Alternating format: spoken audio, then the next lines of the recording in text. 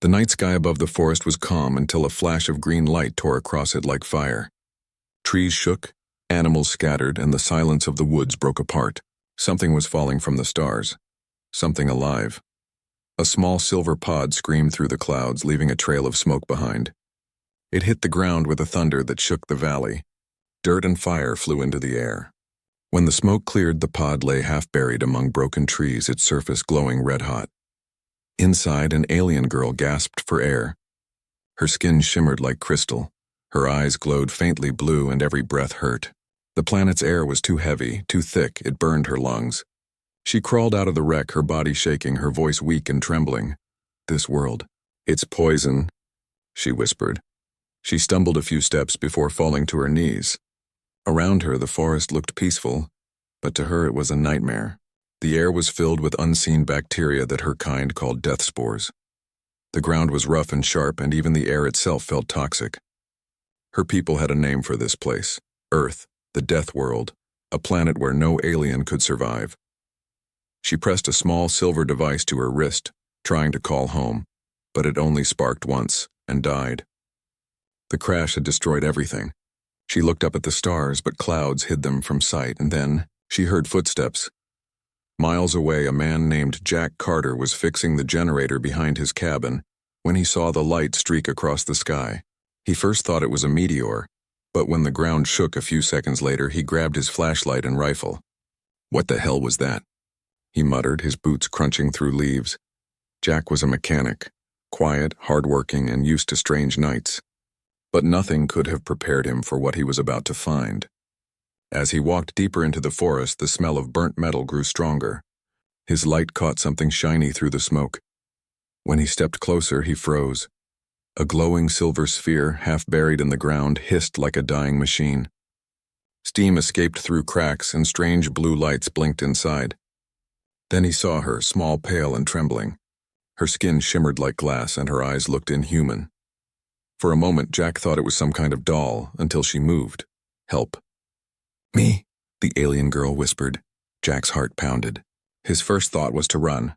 Every story he'd heard about alien plagues and secret experiments flashed through his head. But she looked too weak, too scared. She tried to crawl away, but her body failed her. "Hey, easy," he said, lowering his rifle. "I'm not gonna hurt you." She looked up, her voice barely a whisper. "Nope, touch. You die." He hesitated, confused. Then she collapsed. Jack ran forward, dropping his rifle. Without thinking, he wrapped his jacket around her, ignoring her warning. Her skin was hot, too hot, but still he lifted her up. "Hang in there," he said. "You're gonna be okay." The alien girl's breathing slowed, her fingers clutching weakly at his sleeve. "Earth is hell," she whispered before losing consciousness. Jack didn't know who she was or what she meant. But he knew one thing: leaving her there would mean death. So he carried her through the forest, the light of the burning pod fading behind them. As he reached his cabin, rain started to fall. He kicked the door open and laid her on the couch. Her skin looked fragile, like glass about to crack. "You're real," he murmured, staring at her face. "You're actually real." He fetched water, but when a drop touched her lips, she winced as if burned. "Okay, no water," he muttered. He looked around for anything that might help. His garage was full of tools, cables, and parts. He was no doctor, but he could try. He set up a small heater, careful not to let the air grow too hot. She whispered something again in a language he didn't understand. Then her breathing steadied. Outside, thunder rolled across the mountains. In the distance, unseen to Jack, radar screens in a military base lit up. Unknown object detected. Coordinates locked. Inside the cabin, Jack sat beside her, staring at the strange girl who fell from the stars. He didn't know her name, her world, or her story, but as the storm raged outside, he knew one thing for sure. His quiet life was over. Something about her presence felt dangerous, yet peaceful. Her glow dimmed, her chest rose and fell, and for a moment she looked almost human. Jack leaned back, whispering, "What are you?" The alien girl stirred slightly. Her eyes flickered open for a second, two bright glowing orbs staring at him, and she whispered a single word before drifting back to sleep. "Lyra." And in that moment, Jack didn't know that her crash landing was only the beginning. The world would soon discover her. And Earth, the so-called Deathworld, was about to meet its first visitor who refused to die. Morning light touched the trees outside Jack's cabin, painting the forest in gold. Birds sang, but inside the small wooden house the air was tense. The alien girl, Lyra, lay motionless on Jack's couch covered with his old jacket. Her faint glow flickered like a dying candle. Jack hadn't slept. He sat in his chair, watching her chest rise and fall, afraid that if he blinked she might stop breathing. He had seen many strange things during his time fixing machines, but nothing like this. She wasn't a dream. She was real and fragile. He whispered to himself, "What do I do now?" He had tried giving her water again, but it burned her skin. Even a touch from his hand made her flinch.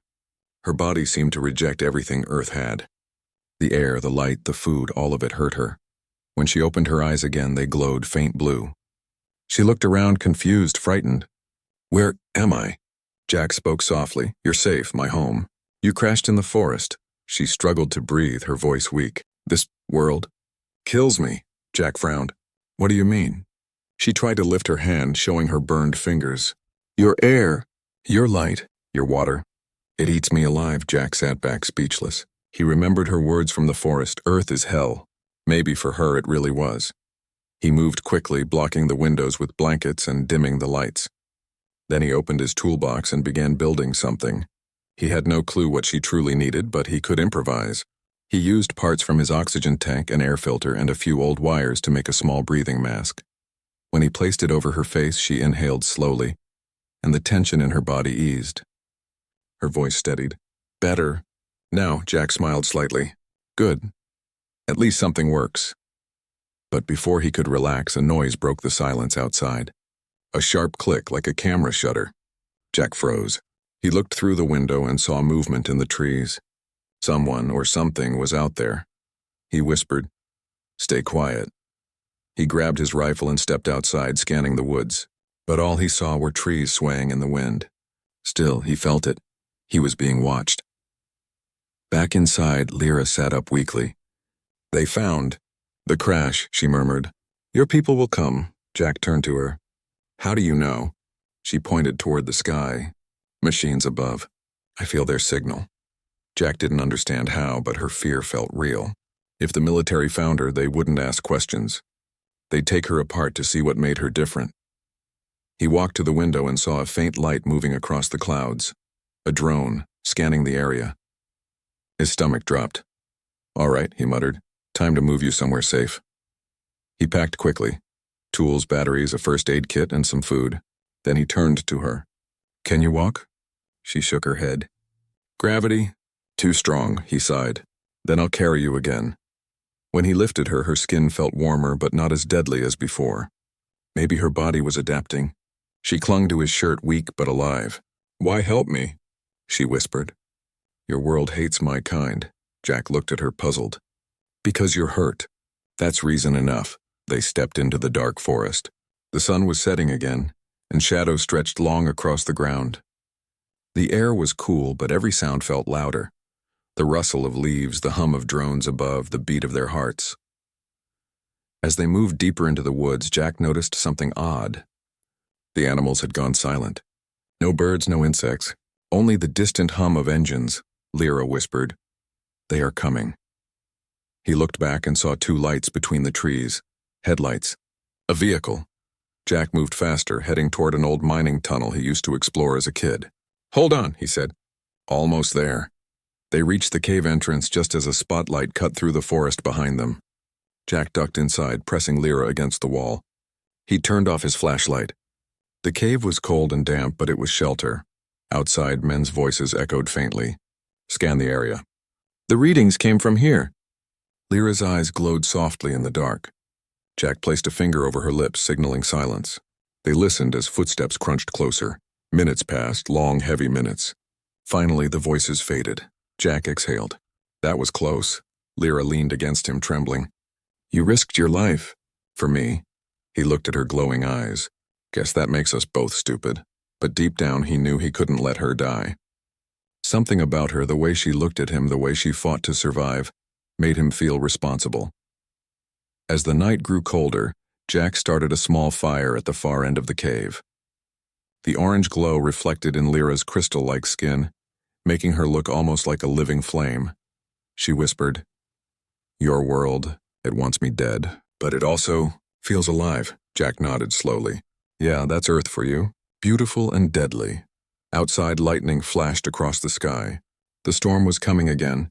Inside the cave, two worlds sat side by side, one human, one alien, bound together by fate, and neither of them knew that this was just the beginning. The cave was dark and cold, but safe for now. Jack built a small fire using dry branches. The flames flickered across the stone walls, casting long shadows. Lyra sat near the fire, wrapped in his jacket, the soft light glowing off her crystal-like skin. For a long time, neither of them spoke. The sound of dripping water echoed in the distance. Jack watched her carefully, half amazed, half worried. He still couldn't believe this glowing girl had fallen from the stars and survived. Finally, she whispered, "You saved me again. Even when your world hates mine." Jack shook his head. "The world doesn't hate you. It just doesn't understand you." She tilted her head slightly. "Humans are strange." Jack laughed softly. "You have no idea." But behind the small talk, fear lingered. Outside, the forest hid soldiers and drones searching for any trace of her crash. Inside, Jack was trying to keep a fragile alien alive on a planet that rejected her very existence. After a few minutes, Lyra lifted her arm, revealing a thin silver band on her wrist. It blinked weakly with a blue light. "This is my memory device," she said softly. "It holds my story." Jack leaned closer. "Your story?"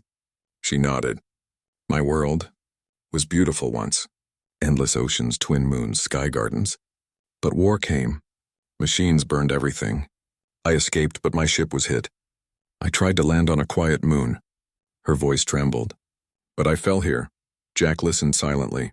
He imagined a whole alien world dying while this one fragile survivor drifted through the dark alone. "And now you're stuck on Earth," he said quietly. Lyra lowered her gaze. "We call your planet the Deathworld. Only legends spoke of it. Your air is poison. Your microbes kill. Your animals are monsters. Even your plants are dangerous." She touched a small scar on her arm where the air had burned her skin. "And yet somehow, you live here." Jack smiled faintly. "Guess we humans are hard to kill."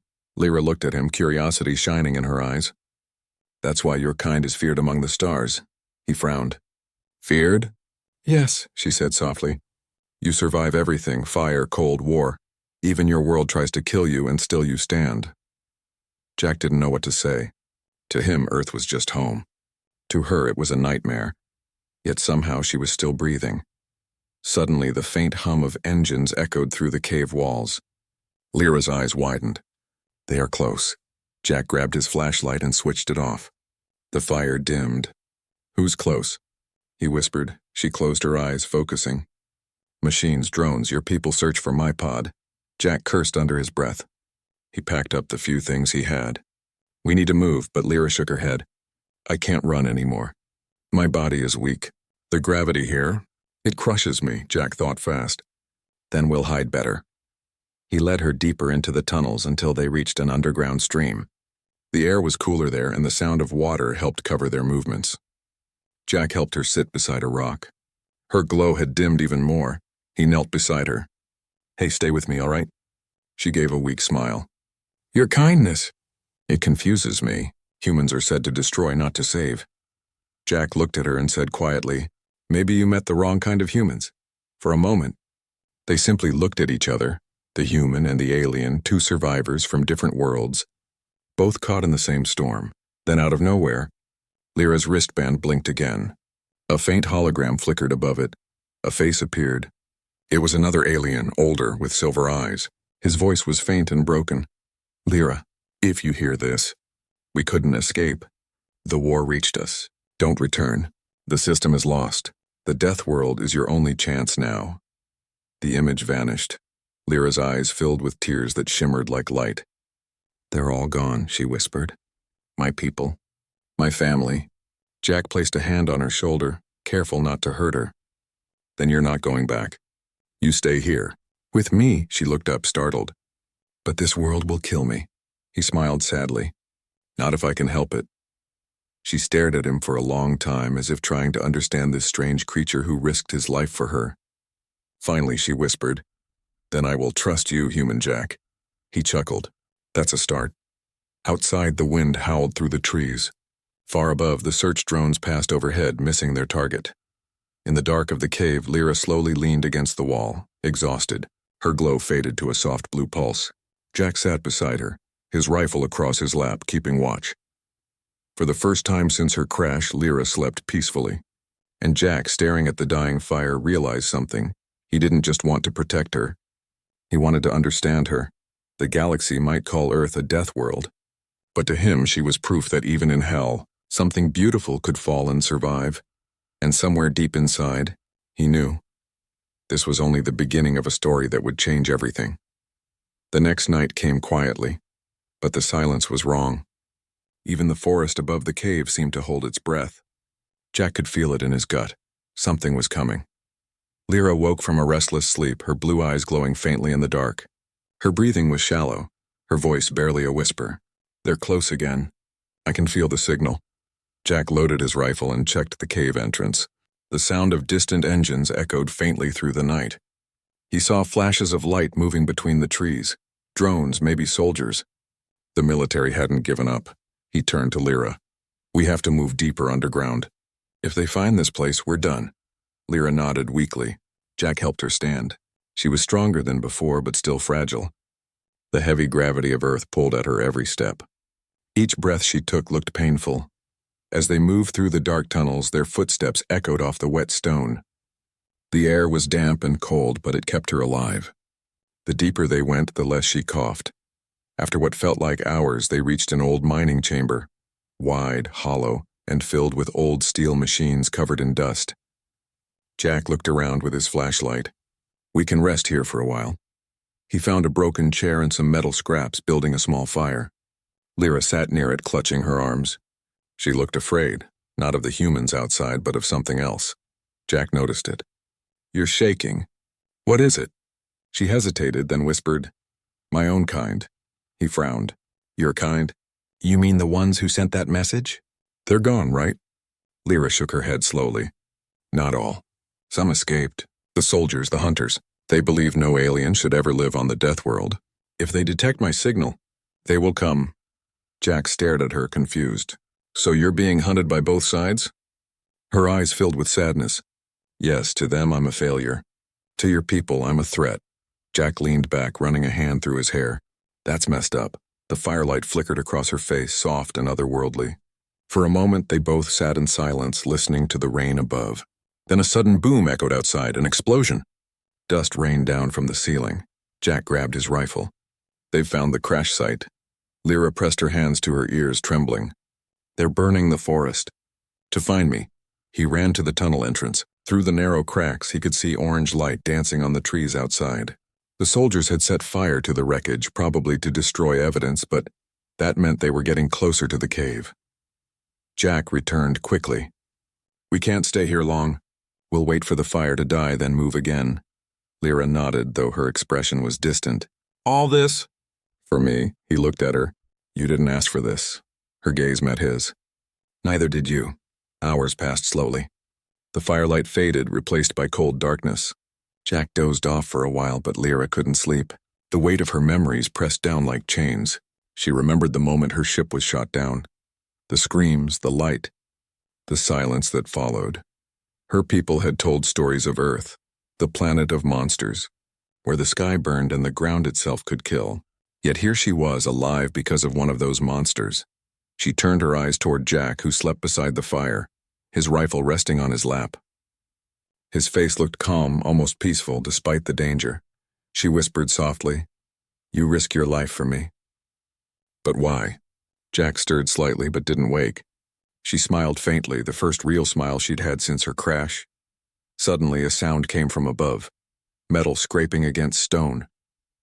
Lyra's eyes widened. She reached out and shook Jack's shoulder. Someone's here. He woke instantly, raising his rifle. Where?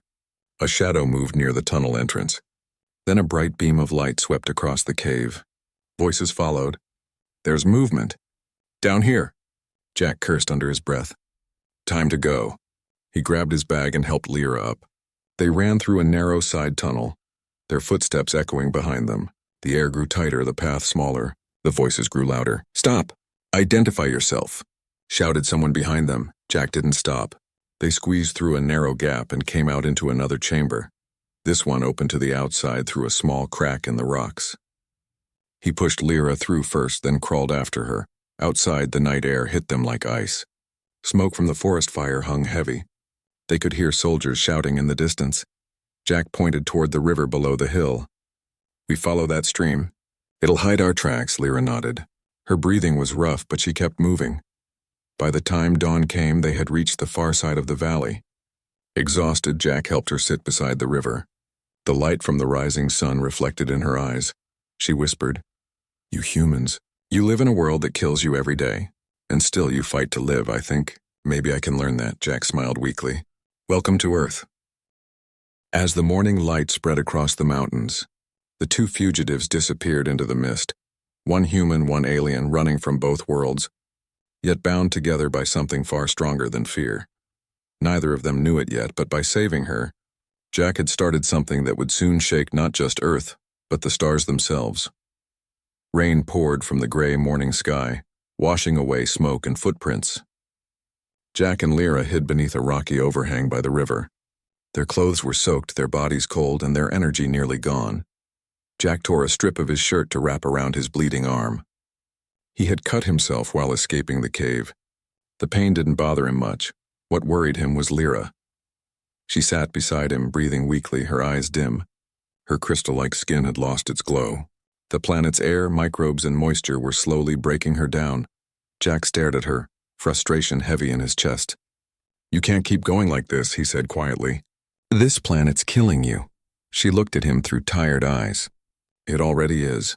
Jack pressed his hand to her forehead. It was burning hot. "No," he said firmly.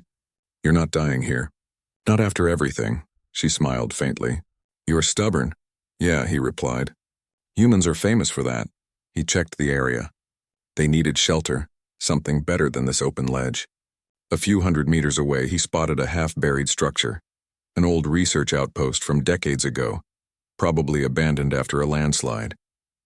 Jack pointed to it. "There, that's where we'll go." He helped her up, wrapping her arm around his shoulders. The walk was slow and painful. The mud was thick, and the air smelled of burned wood and metal. The forest looked wounded, trees blackened by fire, smoke curling into the misty air. When they reached the outpost, Jack kicked the rusted door open. Inside, everything was coated in dust. Broken computers lined the walls, and rain leaked through cracks in the roof. But it was dry enough to rest. He laid Lyra on a bench and started checking the remaining equipment. Old solar panels, cracked but maybe repairable. He grabbed tools from his bag and got to work. Lyra watched him silently. "Why help me so much?" she whispered. Jack didn't look up. "Because if you die, everything I've done means nothing." She closed her eyes. "You humans, always fighting against impossible odds." "Someone has to," he muttered. Hours passed. The rain didn't stop. Jack fixed the panels and rerouted power to a small heater. When the lights flickered on, Lyra shivered, curling closer to the warmth. But then, suddenly, her body stiffened. She gasped, clutching her chest. "Lyra!" Jack rushed to her side. Her veins glowed faint blue beneath her skin. She shook violently. "The microbes," she choked out. "They're inside me." Jack froze. The microbes, Earth's invisible killers, were attacking her alien biology. Her immune system wasn't built for this world. He grabbed a small vial from her suit pocket. It had strange writing on it, her language. "What is this?" She gasped. "Serum. Protection, but it's broken." Jack's hands trembled as he examined the liquid. Half of it had leaked out. Still, maybe he could fix something. He ran to the broken lab station. The equipment was old but not useless. He connected tubes, melted plastic, and improvised a crude distillation setup using his repair torch. His hands shook as he worked, the firelight flickering across his tired face. Lyra's breathing grew shallower. "It's no use," she whispered. "You can't save me." Jack gritted his teeth. "Watch me." Minutes felt like hours. Rain roared against the roof. He mixed the serum with purified water, adjusted the temperature, and prayed to a god he didn't believe in. Finally, he drew the glowing blue liquid into a syringe and looked at her. "This might hurt," he said. Lyra looked up at him with trust in her dim eyes. I am not afraid. He injected the serum into her arm. For a few seconds, nothing happened. Then she arched her back, screaming softly as light spread through her veins. Her skin glowed bright, blinding for a moment before dimming again. Jack held her hand tight. Come on, Lyra, stay with me. Her breathing steadied. Her glow returned, soft but alive. She opened her eyes, whispering, You did it. Jack exhaled deeply, collapsing beside her. Told you. Humans are hard to kill. Lyra smiled weakly. Your world tried to kill me, but it failed. Outside, thunder cracked across the sky. The storm grew violent. Wind howled through the valley, shaking the outpost. Trees snapped in the distance. Jack peered through a cracked window. We'll have to stay here until it's over. But something else moved in the storm. Red lights blinked between the trees. Machines, tall and metallic, searching. They weren't human drones. Their design looked alien. Lyra's eyes widened. They came. Jack turned. Who? My people's hunters, she said in a trembling voice. They found my signal. Jack's stomach dropped. You mean the same ones who shot you down? She nodded. They will destroy everything to erase me. And you. Jack picked up his rifle, jaw tight. Then they picked the wrong planet. He loaded the last of his bullets, ready to face whatever came through that storm. Lyra stood weakly beside him, her glow brighter now. Defiant. The wind screamed outside, lightning split the sky. And for a moment, human and alien stood side by side, ready to fight the Deathworld itself, because now, Earth wasn't the only danger. Something far worse had just arrived. The storm had not stopped for 2 days. Rain slammed against the metal roof of the old outpost. Lightning flashed through the cracks and thunder rolled like distant war drums. But inside, Jack and Lyra stayed hidden, their small world lit only by a weak solar lamp and the faint blue glow of her skin. Lyra sat on the floor, her back against the wall. The serum Jack made had worked better than she hoped. Her breathing was normal again, her body adapting little by little. Still, she looked pale and weak.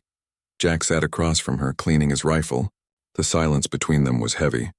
Every sound outside could be death coming closer. Finally, Lyra broke the silence. Jack, she whispered, you could have left me. You could have run. Why didn't you? Jack looked up, tired eyes meeting hers. Because I couldn't. She tilted her head. You risked your life. For someone not even from your world. He smiled faintly. Maybe your world doesn't matter. Maybe what matters is that you needed help. Lyra looked down. On my planet, no one would do that. Not even for their own kind. That's the difference between us, Jack said quietly. Humans don't give up on people even when it's stupid. Lyra smiled softly, though her eyes were sad. Then maybe stupidity is what makes you strong. Jack chuckled, then stood and looked out the broken window. The rain had slowed, but the forest below was full of movement. Red lights scanning through the mist. The alien hunters were still out there. Machines from another world, walking death on metal legs, looking for her. Jack turned to Lyra. We can't stay here much longer. She nodded weakly. They will keep coming until they find me. Then we need help, Jack said. And the only help we can call is yours. Her eyes widened. No. If I send a signal, more hunters will come.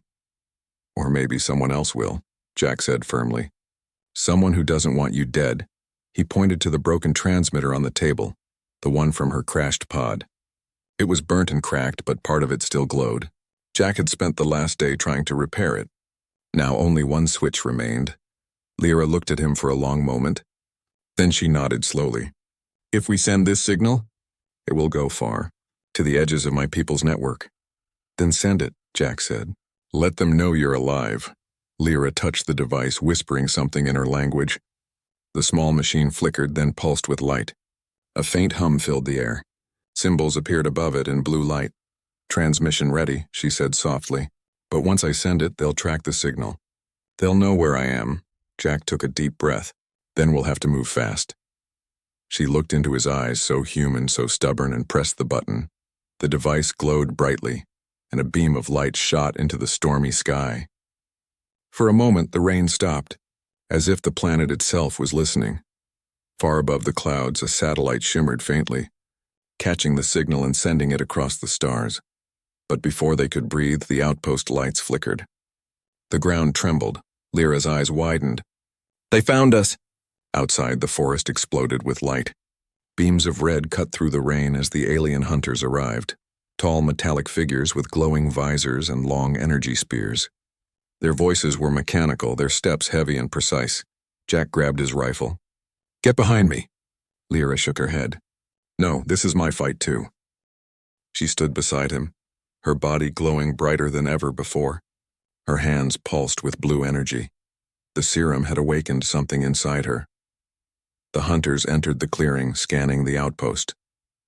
One of them spoke in a deep robotic tone. "Target located. Terminate the anomaly. Erase all traces." Jack aimed his rifle at the nearest one and fired.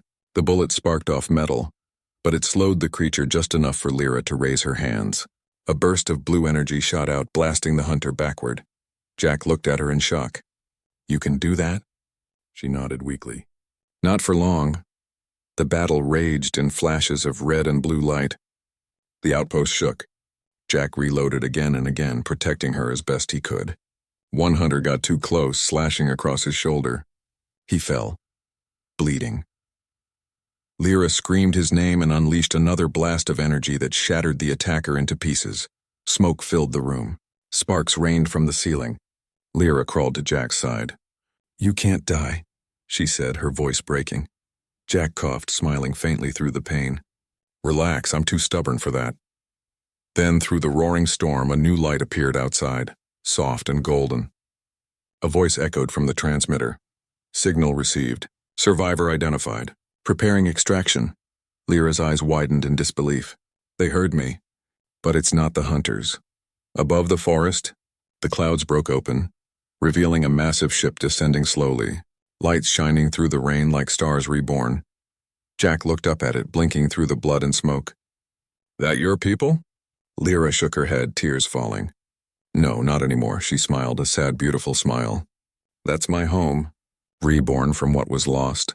Jack laughed weakly. "Then maybe Earth isn't hell after all." The ship's beam enveloped them both, warm and bright.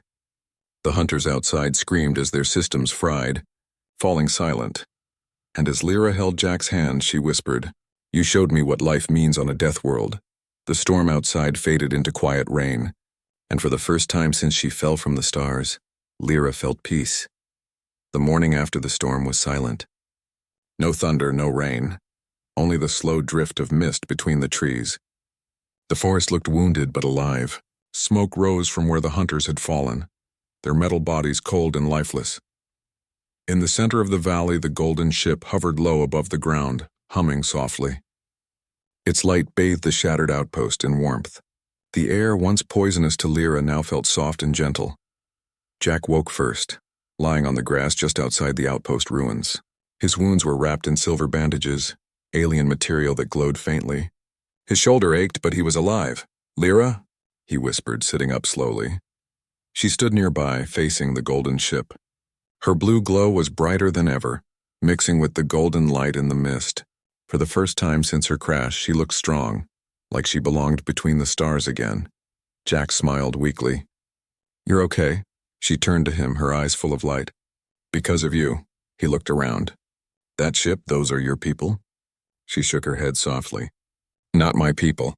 Not anymore. The ones who sent this ship heard my signal long ago. A colony that left our world before the wars. They rebuilt in secret. They are free." Jack stood wincing. "Then you're going home." Lyra stepped closer, her voice quiet. "Maybe, but it doesn't feel like home anymore." Jack frowned.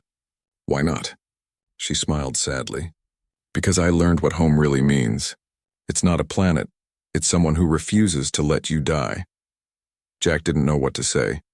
He looked away, pretending to check his gear, but the emotion in his chest was hard to hide. "You're saying that just to make me blush." Lyra laughed softly, the sound musical, almost human.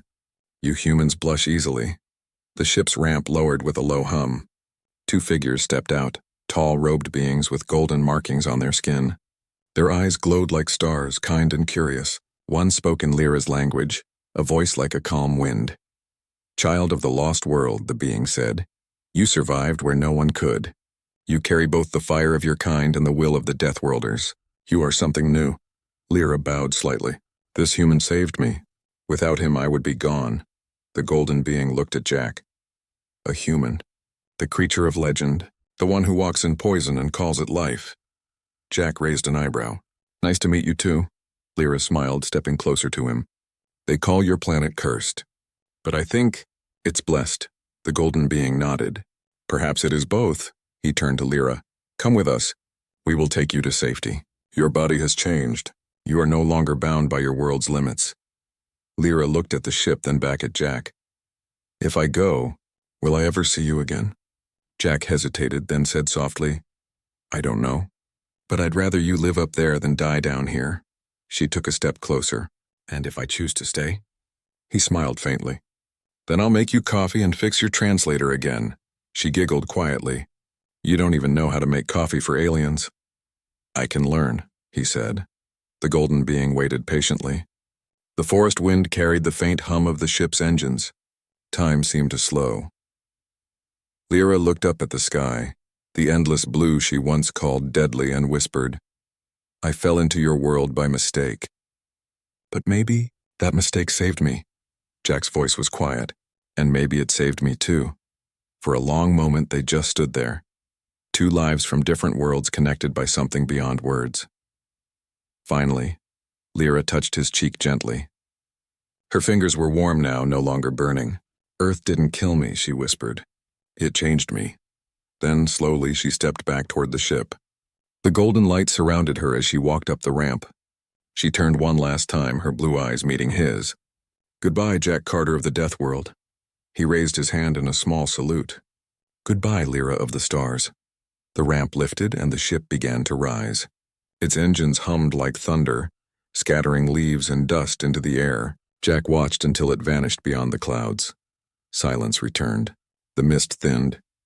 The sun broke through the clouds for the first time in days. Jack stood there for a while, listening to the river and the wind. The forest, though scarred, was beautiful again. He looked up at the sky and smiled faintly. Guess she made it, he murmured. Far above, unseen by him, a single light blinked in the sky, one long pulse, then two short ones. Lyra's message, Jack chuckled quietly. Yeah, I see you. He turned back toward his cabin, walking through the wounded forest with slow, steady steps.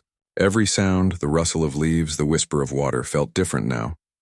He had seen what no human ever had, that even in the harshest world, compassion could bridge galaxies, and somewhere beyond the stars, an alien girl who once feared Earth was now telling her people that the Deathworld wasn't hell after all. It was where she found life,